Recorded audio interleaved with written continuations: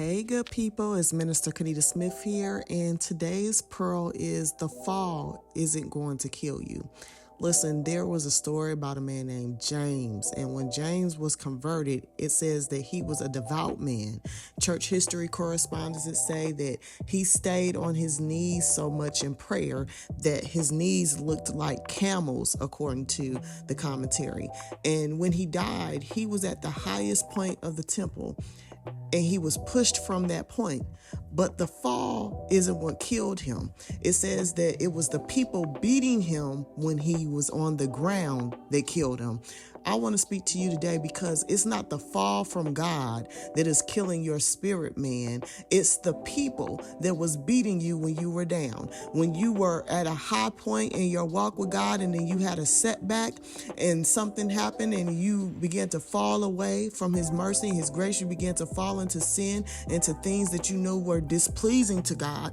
And because you fell, people looked at you a certain way and they judged you and they didn't fill you back up with love and bring you back gently into the fold. The Bible tells us as believers to bring others back gently into the fold. But in your situation, you were beaten on the ground, and that's what pushed you away. The people pushed you away, not God. So I'm telling you today that if you are straying away from the church because of people and what they have said about you and what they have done to you, then you are doing yourself a disservice, because the people aren't what saved you. The people aren't what gave you life. The people aren't what give you grace. It's Jesus and Father God that have saved your life, that have saved your soul, and that have saved your spirit, and you owe it to him to give him the glory. You owe it to him to give him the worship, and you owe it to him to get your relationship back intact and back on the right track.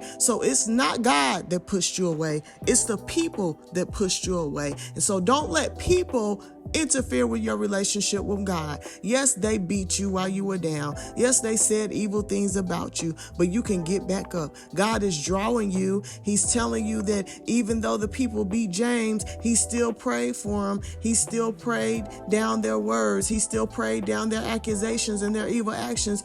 You can do the same. The Lord is fighting for you, and he will deal with them, but you need to get back into position. So this is the pearl for this week, and I pray that you don't let anyone come into and interfere with your relationship with God. Nobody is worth your salvation. Nobody is worth you going to hell. Hear me. No one is worth you going to hell. So get back on track. Appropriate that grace that you have been given, because Jesus died for you so that you may have life and life more abundantly. That's the pearl for this week. The fall isn't going to kill you. It's only going to make you stronger. Get back up. Talk to you next week.